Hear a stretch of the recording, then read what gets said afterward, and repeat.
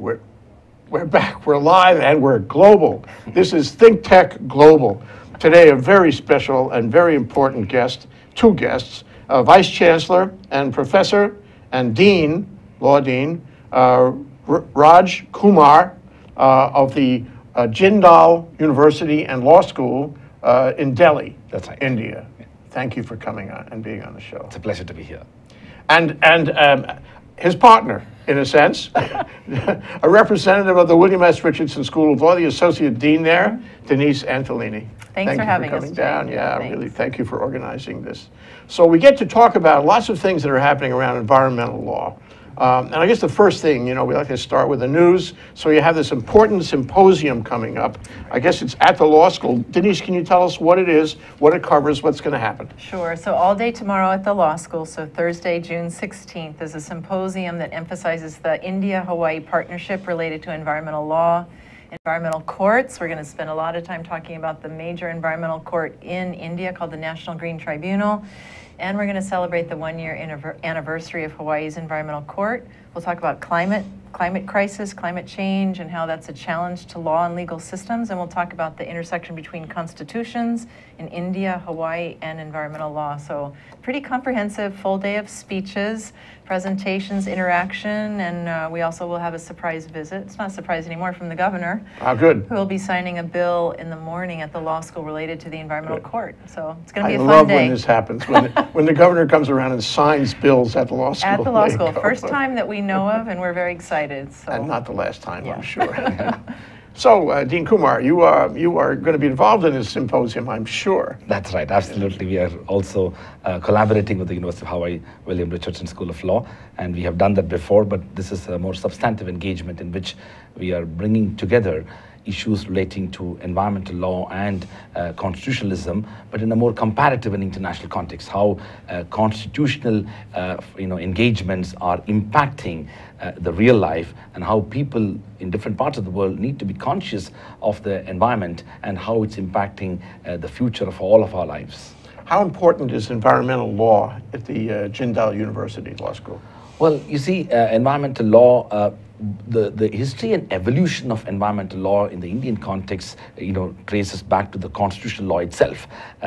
Very progressively, the Indian courts have interpreted the provision of the right to life in the Constitution to include the right to clean and healthy environment. Fair enough. This liberal and progressive interpretation of the constitutional provisions led to an elaborate evolution of a range of legal and institutional mechanisms, which culminated most recently in the establishment of the National Green Tribunal, a full-fledged statutory organization which is at the vanguard of seeking environmental justice as well as ensuring accountability in relation to environment. So environmental law is not only important for the Jindal Global Law School, but also it is an important framework of study for young law students as an area of practice. Well, as we go down the track, COP21, climate change, which we will hear about for the rest of our lives, hopefully in a better way than in a worse way, there'll be more work for them.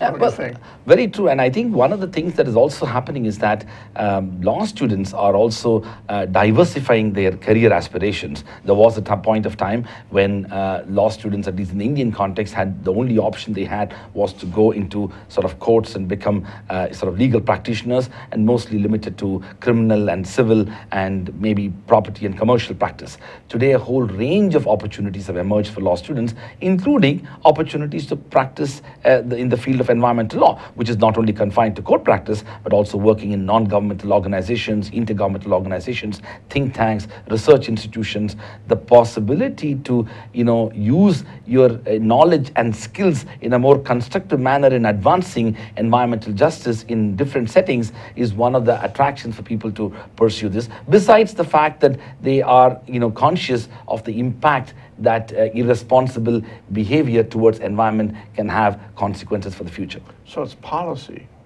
It's not that old-fashioned practice It's policy. It's trying to affect international policy. Absolutely. I think there is a very strong correlation between law and policy. As we have historically known that policy or public policy is supposed to speak truth to power. And for a long time, we know that law is expected to create accountability for power holders. So if you combine law and public policy, there is a natural impact through the study of environmental law, and that's exactly what is the current thinking that is prevailing, not just in India, but in different parts of the world. So what is the difference between environmental justice and environmental law, or policy for that matter? Sure. Well, environmental law is more the substantive and procedural aspects of law, which includes provisions relating to the legal provisions that are prevailing both in domestic law as well as international law. It could also include the jurisprudence developed in different parts of the world, including in international settings. But environmental justice is in many ways a subjective element. What constitutes justice is an evolutionary process, it's an interpretive process, and in some ways the objective for any adjudicatory process will be to seek that environmental justice, at least in environmental matters. And obviously in any effort to seek environmental justice, there are going to be different viewpoints and perspectives. And the big challenge that I think courts around the world as well as governments are facing is that what ought to be the balance between the effort to seek environmental justice on the one hand, protecting the environment on the other, and the aspiration to provide development and fulfill development objectives, achieve growth objectives, because obviously growth and development on the one hand and environment and sustainability on the other are many a time they come in conflict, and that makes the judicial role far more responsible but also equally nuanced when it comes to taking decisions. And that's why judges are involved in this process of seeking balance. What it talks about is change. Inherent in all of that is change, lots of change going forward. No? Very true, and I think it is change not only in the legal and regulatory framework, but also change in the mindset of individuals. It's about consumption patterns. It's about intergenerational equity. It's about what kind of planet we want to leave for the future, and how we ought to change our own consumption patterns and livelihoods with the view to leave the planet, if not in a better shape, at least not worse than how we came in. And that was one of the most important principles of intergenerational equity that is increasingly governing the environmental discourse around the world. So just as this remakes law and policy around environment, it remakes legal education. And you established Jindal Law School, a short time ago? Yes. In years, how many? The law school was established in a couple of years. And now we are, of course, 7 years old as a university. But I drew a lot of inspiration from my own studies here at Harvard Law School in the US, and also worked in New York, and got Let me just interrupt to say that we do have a copy of the Dean's CV. Only when I tried to print it out, my printer ran out of toner. So I'm not going to read it all because we only have half an hour for the show. Suffice to say, this is one of the most incredible CVs I've ever seen. I just wanted to say that, okay? Please continue. That's way too kind of you.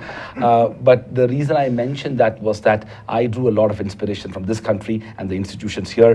The Jindal Global Law School's vision was to create a global law school in India, which will advance the vision for global legal education through having a global curriculum, a global course structure, a global faculty, a global research agenda, all of which promoting global interaction. So we got, I was fortunate to persuade an Indian billionaire by name Mr. Naveen Jindal, who agreed to give over $100 million to the establishment of the university and to ensure academic freedom, autonomy, and independence. He kept his promise, and since then, in the year 2009, we began the law school with 100 students and 10 full-time faculty members.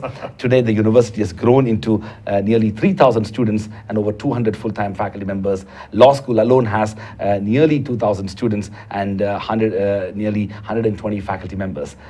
We've been inspired by the extraordinary opportunity that this country and the law schools here have provided, and that was also part of the collaborative mission that we have created with the UH Law School. Well, it sounds like when you start a law school, you have to go do your due diligence, and in this case, you've done that due diligence all over the world because of your connections and your connections with all these law schools.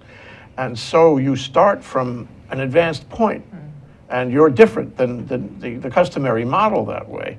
How are you different than the customary model, and where are you taking this? Sure. Well, just to give you a little bit, a minute background, India has, say, 1,400 law schools. We have 1.2 million lawyers. That's the number of people in Hawaii. Yes. We have at least 60,000 law graduates every year. So it's a vast, sort of legal education environment. So when we began the process of establishing the Jindal Global Law School, we were conscious of wanting to create not only a law school in India, but a law school which will hopefully shape the future of legal education in the world and will define its character through its vision and mission, which is inherently global. And that's what I mentioned, to have a curriculum which is global in nature, to have a strong focus on not only domestic law, but also international law, comparative law, and law relating to other legal systems, to recruit faculty members from around the world. 25% of our faculty members are non-Indian nationals recruited from around the world, including from the United States. The rest of the 75% are people like me who have studied in India, studied around the world, worked around the world, and have returned to India. This vision of global legal education was part of the central vision of the university, and it continues to shape it. The second aspect of our vision is our commitment to creating a research culture in which knowledge creation becomes the central focus of university education. We strongly believe that universities, including law schools, have a big role to play in creating new knowledge that can shape the future of legal interpretation, judicial engagement, adjudicatory processes, and also hopefully restore the trust among the people in the rule of law. It's a remaking of the whole arrangement, it sounds like. This must be very interesting to you, Denise. It's fascinating, and I had the great pleasure of visiting Jindal Law School a year and a half ago in March of 2015, where Dean Kumar hosted Dean Avi Soifer and myself, and it was absolutely fascinating to walk into a relatively brand new law school, beautiful building, beautiful campus that Dean has built north of Delhi on 100 acres.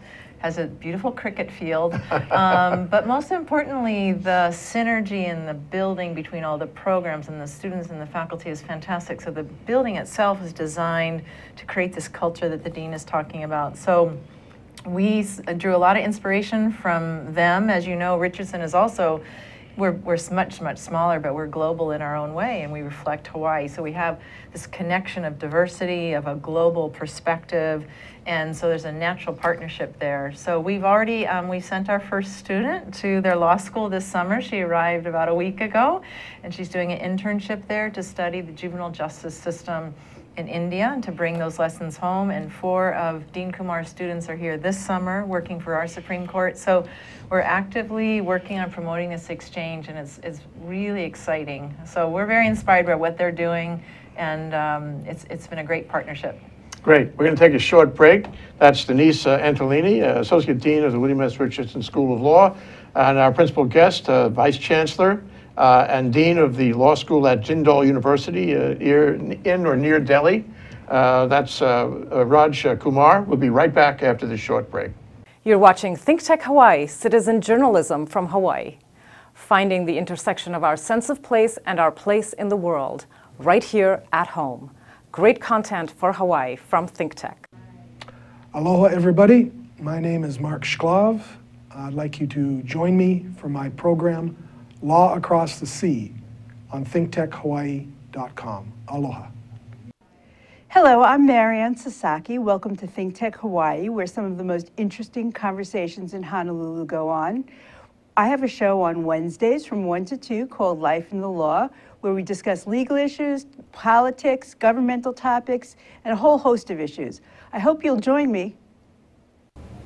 Aloha! Hello, my name is Patrick Bratton. I'm host of Global Connections here at Think Tech Hawaii. We broadcast live every Thursday at 1 p.m. We bring Hawaii to the world and the world to Hawaii, talking about international events and various things of interest to the audience. Please join me. I look forward to talking with you and having you get to meet some of my guests. Aloha. We're back. We're live with Vice Chancellor and Dean of the Law School at Jindal University, Raj Kumar. and Denise Antolini, Associate Dean of the William S. Richardson School of Law. We're learning a lot about this fantastic connection. Okay, and you mentioned, Raj, that India has not one, but what, many environmental courts and a huge consciousness about the environment, which is great. Well, it's important for us to put things in a perspective that this current level of consciousness, it was not always, prevailing. I think courts have played a very important role to enforce this consciousness. Historically, as I mentioned, that this, environmental consciousness as a legal framework was not, obviously available in the Constitution. Through an interpretation and an evolution of the constitutional process, the Supreme Court of India evolved many doctrines, including interpreting the right to clean and healthy environment as a part of the right to life provisions as a fundamental right available for all Indians. As that process grew, more and more cases came before the court, and the court was, invoking the public interest litigation, the epistolary jurisdiction, which in many ways created accountability. I'll give you just one example. Indian Constitution defines the state, and so obviously fundamental rights, and the rights, constitutionally given rights, are enforced against the state. So if there are private, disputes between two individuals, you don't invoke the constitutional jurisdiction, you come under the tort law or contract law. So there were cases coming before the Indian court in which companies and corporations were, let's say, polluting and engaged in pollution acts related to pollution. And so when those cases were coming before the court and they were invoking the constitutional jurisdiction, and the court was in a big dilemma, because this is a private company or a corporation engaged in pollution, and private individual is affected by it, what should they do? And obviously these rights were supposed to be enforced against the state, and this is not the state. And the Indian Supreme Court did quite innovative nearly 20 years ago, in which it went after the state, in which it said that the state was failing in its duty and obligation to regulate these companies and corporations, for them to be not to be engaged in pollution. These cases created an opportunity for courts to look at environmental jurisdiction in a very different manner that was hitherto not looked at, because the earlier part of the constitutional jurisdiction was confined to fundamental rights, torture, freedom of speech and expression, those kind of things that we understand in most constitutional jurisdictions.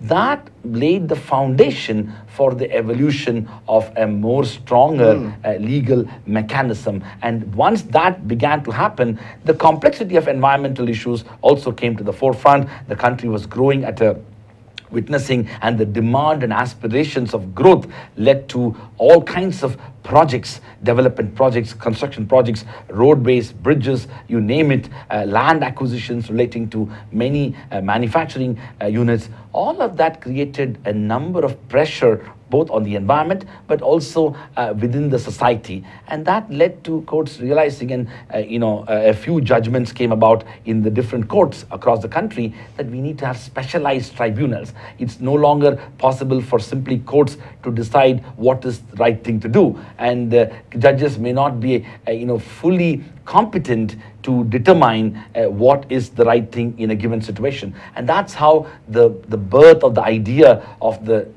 tribunal, specialized tribunals came about. And then the government passed legislation which established the National Green Tribunal. In fact, it's a unique organization in which there are 10 judges trained in law, but there are 10 subject matter experts who are specialists in various aspects of environment. And the process of adjudication involves both these individuals, determining as to what is appropriate in a given case. They have a level of expertise. That's exactly right. That's what you need. Yes, yeah. And I think increasingly, countries have to take judgments as to what is the appropriate level of pollution or noise or water, content in different aspects of our consumption. These matters, may not be possible for courts to take on board all of that. Given the complexity of these matters, I do favor the idea of specialized tribunals with experts, but at the same time, experts alone may not be able to objectively assess the legal framework and pass judgments. So we need both. We need both in the process. So how does that compare with the recently developed environmental court in Hawaii? Well, first I want to acknowledge that the National Green Tribunal was an inspiration for the launch of our court. Wow. So Justice Kumar. See, it's that all kinds of cross-pollination between Absolutely societies. Right. I love that. So the history of our court was nonprofit organizations like Keep the Hawaiian Islands Beautiful and the Outdoor Circle, Sierra Club lobbied for over 8 years to try to get the bill passed through our legislature. So it finally passed, and it was effective in July 2015, so almost exactly a year ago. The India connection is that Justice Kumar, who presides over the National Green Tribunal, over the entire country's Green Tribunal, helped train our judges before our court started. So we had him beam in on video and train our judges, and then he visited the law school about a year ago in June and actually gave some presentations and training to our judges. So we started the connection even before our court started. So we're very different in the sense that we are focused on natural resources, environmental crimes at the district court level, and at the circuit court level, civil enforcement, primarily environmental review, and Department of Health enforcement cases. So we have different kinds of jurisdiction. We're just starting out, but we're part of this global movement. I think we heard this morning from Justice Kumar, there are over 1,500 environmental courts and tribunals around the world. And the interesting thing is Hawaii is being looked at as a leader in the U.S. We're the second state. That's great. Vermont's the other state. And you've been a leader on the issue here, so I guess if you put that all together, you're a leader in the national effort. Well, I've been really having some interesting trips. I'm going to Norway on Saturday, along with Justice Kumar, because they want to hear more about Hawaii. So it's been an opportunity to share the lessons that we're learning here. Well, what I get out of this, and this includes our discussion with the members of the court in Brazil a couple months ago, which was very interesting, is that law and policy in at least environmental issues is becoming global. And this phenomenon of the two law schools dealing together, the courts, and then emulating the courts, the special courts here in Hawaii, I mean, it's part of a global process. So my question to you is, where is this going? What do you see, the next 5, 10 years? Are we going to have, a community of policy around the world? Will it actually get traction everywhere? Well, I strongly believe that is going to happen, because what we are witnessing, in Hawaii is not only the sort of inherent interest among environmental, academics such as Denise and others who are at the vanguard of change, but also the mainstream legal system is responding to it. The judicial processes are also responding to it. We have the Chief Justice of India, Justice Thakur here. We have a judge of the Supreme Court of India, Justice Arjun Sikri, the chairperson of the National Green Tribunal, Justice Kumar here. They had a judicial colloquium, a conversation with the Chief Justice of the Hawaii Supreme Court and all the other 4 judges this morning for almost till late afternoon. These conversations are in many ways taking the environmental, paradigm, the environmental imagination to the mainstream adjudicatory processes. It is no longer possible for us to be satisfied that these could just remain among environmental activists. This conversation has to be democratized. It has to be made far more inclusive for it to be meaningful. Second, I think, is that there is a greater degree of sensitivity that is being infused into a whole range of people who are not necessarily part of the environmental movement, but are increasingly becoming conscious and sensitive about their own consumption and their importance attached to what they value for the future. Third, I believe that corporations, companies, business organizations, and others who are, in many ways, their work at times come in conflict with the environment, are A, made to feel conscious about it, and B, are also made to be felt accountable about their actions. It is important for them to recognize that their actions should not lead to a deleterious impact on the environment. Fourth, I think, is increasingly governments are also creating regulatory mechanisms which are also providing opportunities for a more effective dispute settlement as well as compensation measures for impact relating to environment. These are all going to have a huge, I think, a positive impact for the future.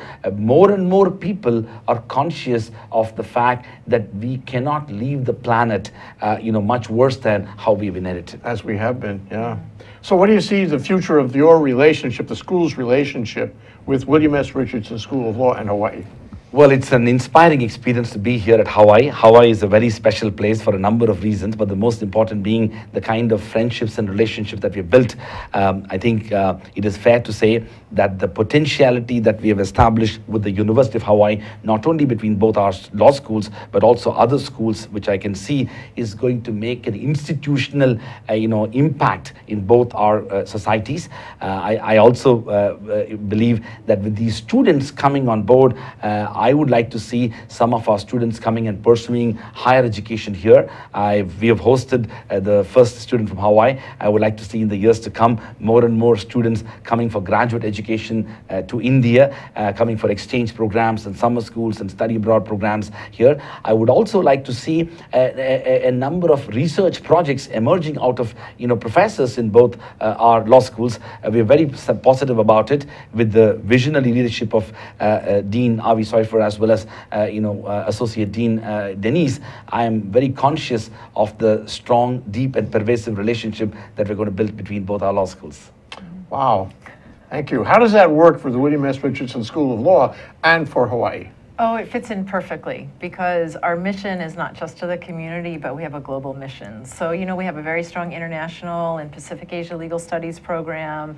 We have a center that focuses on ASEAN. We have an environmental law program and the Native Hawaiian law program, as well as business law. So it fits in beautifully. And the exciting thing is it provides us a window into a country that has such depth of experience, such an extensive judiciary and legal education system that there's an infinite amount to learn and to exchange. So for us, it's a really exciting opportunity, and I could envision myself just plunking down in India for many months and sitting in the National Green Tribunal and going to Jindal. I mean, it's very inspirational to go and then come back and try to think about lessons that we can learn. So we're looking forward to more student exchanges, faculty exchanges, research programs, and as Dean Kumar said, the friendships that are being formed. There's an incredible network now of people from Hawaii who have gone to India, been hosted by Dean Kumar and others, and vice versa. So I think the infinite opportunity. Yeah, infinite opportunities. Yeah. Wonderful to see this happen. Yeah. This is globalism, but it's much more than that. It's policy beyond politics. Great to see you guys doing this. Thank you so much. Thank you very much. It's such a pleasure talking to you. Thank you. Thank you, Vice Chancellor and Dean Rich Kumar and Associate Dean Denise Antolini. Thank you so much. And I really hope that soon you develop a cricket course at the university. Maybe you can help in that regard as well. And we need a baseball situation. They'll get a hula halau and we'll get a cricket field.